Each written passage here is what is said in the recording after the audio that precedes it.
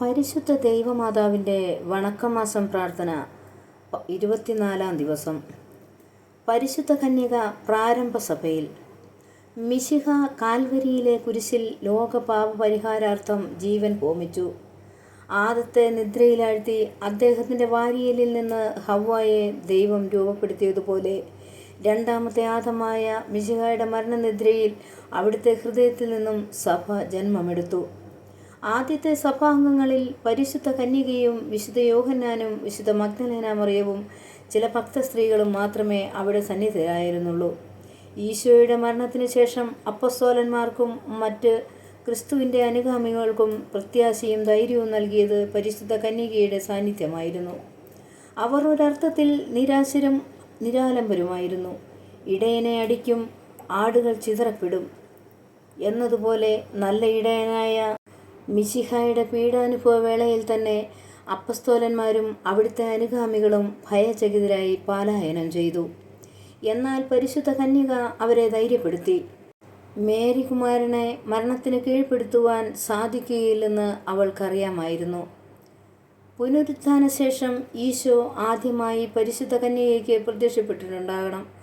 ആ അമ്മ സന്താപസിന്ധുവിൽ മുങ്ങി കുളിച്ചത് അവിടുത്തേക്കറിയാം. അതിനാൽ ദിവ്യമാതാവിനെ അവിടുന്ന് ആശ്വസിപ്പിച്ചു.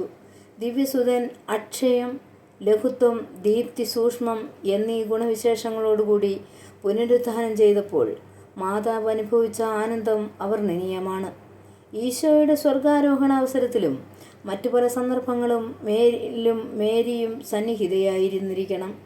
സ്വർഗാരോഹണ അവസരത്തിൽ പരിശുദ്ധാത്മാവിൻ്റെ ആഗമനം വരെ അപ്പസ്തോലന്മാരും മറ്റുള്ളവരും പരിശുദ്ധ കന്യകയുടെ നേതൃത്വത്തിൽ പ്രാർത്ഥനാനിരതരായി ചിലവഴിച്ചു. 10-ാം ദിവസം പരിശുദ്ധാത്മാവ് അപ്പസ്തോലന്മാരുടെ മേൽ എഴുന്നള്ളി വന്നു. പരിശുദ്ധാത്മാവ് ആദ്യമായി പരിശുദ്ധ കന്യകയുടെ മേൽ എഴുന്നള്ളി വന്നപ്പോൾ മിശിഹായുടെ ശരീരം രൂപം കൊണ്ടു.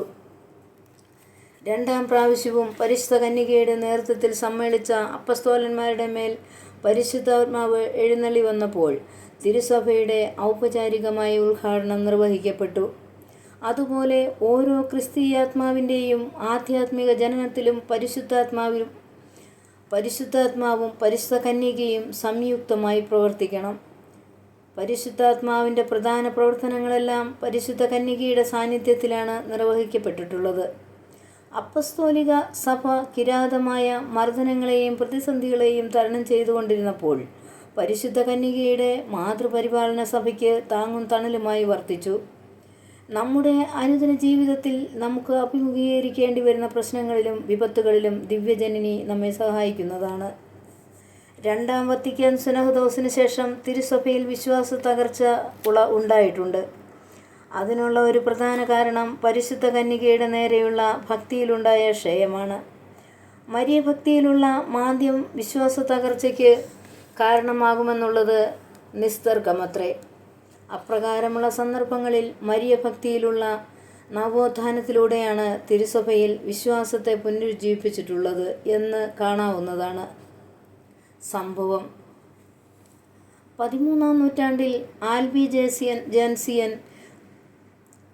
പാഷണ്ഡത പാശ്ചാത്യ സഭയെ ഭീഷണിപ്പെടുത്തിയിരുന്ന അവസരത്തിൽ വിശുദ്ധ ഡൊമിനിക് ജപമാലയിലൂടെ ആൽബിജൻസിയൻ പാഷണ്ഡതയെ പരാജയപ്പെടുത്തി. പിന്നീട് മൂറന്മാരും ക്രിസ്ത്യാനികളുമായിട്ടുള്ള സമരങ്ങളിലും ജപമാല ഭക്തിയിലൂടെ ക്രിസ്തീയ സഭ വിജയം കൈവരിച്ചതായി കാണാം. 1716-ൽ കാർലോസ് ആറാമൻ വിയന്നയുടെ കോട്ടവാതിലിൽ വെച്ച് തുർക്കികളെ നിശ്ശേഷം പരാജയപ്പെടുത്തി. 1847-ൽ കമ്മ്യൂണിസത്തിൻ്റെ ആചാര്യന്മാരായ മാർക്സും എംഗൽസും കൂടി കമ്മ്യൂണിസ്റ്റ് മാനിഫെസ്റ്റോ പ്രസിദ്ധീകരിച്ചു. ഡാർവിൻ്റെ പരിണാമ സിദ്ധാന്തത്തിനും വലിയ പ്രചാരമാണ് ലഭിച്ചത്. ഇപ്രകാരം ലൗകായതികത്വത്തിലേക്ക് ത്വരിതഗമനം ചെയ്ത ലോകത്തെ രക്ഷിക്കാൻ വേണ്ടി പരിശുദ്ധ കന്യക ലൂർദിൽ പ്രത്യക്ഷപ്പെട്ട് ഞാൻ അമലോത്ഭവയാകുന്നു എന്ന് പ്രഖ്യാപിച്ചു. അപ്രകാരം മനുഷ്യമഹത്വത്തെ ഉയർത്തിപ്പിടിച്ചുകൊണ്ട് ഭൗതികവാദത്തെ വെല്ലുവിളിച്ചു. ആർണോൾഡ് ടോയിൻബി എന്ന വിശ്രുത കത്തോലിക്ക വിശ്രുത അകത്തോലിക്ക ചരിത്രകാരൻ പ്രസ്താവിച്ചിരിക്കുന്നത് പോലെ ആധുനിക സംസ്കാരത്തിൻ്റെ വളർച്ചയിൽ പരിശുദ്ധ കന്യക ഒരു വലിയ ശക്തിയാണ്. ആ മാനവ സംസ്കാരം സംരക്ഷിച്ചുകൊണ്ട് പോകുന്നതിന് ദിവ്യജനനിയുടെ സഹായം ആവശ്യമാണ്. പ്രാർത്ഥന. മരിയാമ്പികെ, അവിടുന്ന് പ്രാരംഭ സഭയിൽ ജീവിച്ചുകൊണ്ട് സഭാംഗങ്ങൾക്ക് ധൈര്യവും ശക്തിയും പകർന്നു. ഇന്നും സഭയുടെ ഉത്കർഷത്തിലും വിജയത്തിലും അങ്ങ് താൽപര്യമാണെന്ന് വ്യക്തമാക്കിയിട്ടുണ്ടല്ലോ. ഞങ്ങളും സഭാമാതാവിനെ സ്നേഹിക്കുവാനും അവളോടൊത്ത് ചിന്തിക്കുവാനും സഭയുടെ ആദർശങ്ങൾക്ക് വേണ്ടി നിലകൊള്ളുവാനുമുള്ള അനുഗ്രഹങ്ങൾ നൽകണമേ. പ്രത്യേകിച്ച് ഇന്ന് വിവിധ രാജ്യങ്ങളിൽ സഭ മർദ്ദനത്തിന് വിധേയമായി കൊണ്ടിരിക്കുന്നു. നാഥേ, പ്രസ്തുത രാജ്യങ്ങളിൽ തിരുസഭ വിജയം വരിച്ച് സഭാസന്താനങ്ങൾ അങ്ങേക്കും അങ്ങേ തിരുക്കുമാരനും സംപ്രീതിജനകമായ ജീവിതം നയിക്കുന്നതിന് ആവശ്യമായ അനുഗ്രഹങ്ങൾ വർഷിക്കണമെന്ന് അങ്ങയോട് ഞങ്ങൾ അപേക്ഷിക്കുന്നു. എത്രയുള്ള മാതാവേ, നിന്റെ സങ്കേതത്തിൽ ഓടി വന്ന് നിന്റെ മധ്യസ്ഥം അപേക്ഷിച്ചവരിൽ ഒരുവനെ നീ ഉപേക്ഷിച്ചതായി കേട്ടിട്ടില്ല എന്ന് നീ ഓർക്കണമേ. കന്യകളുടെ രാജ്ഞിയെ കന്യകയെ, ദയുള്ള മാതാവേ, വിശ്വസിൽ ധൈര്യപ്പെട്ട് നിന്റെ തൃപാദത്തിങ്കൽ ഞാൻ അണയുന്നു. വിലപിച്ച് കണ്ണുനീർ ചിന്തി പാപിയായ ഞാൻ നിന്റെ ദയാധിക്യത്തെ കാത്തുകൊണ്ടു നിൽക്കുന്നു.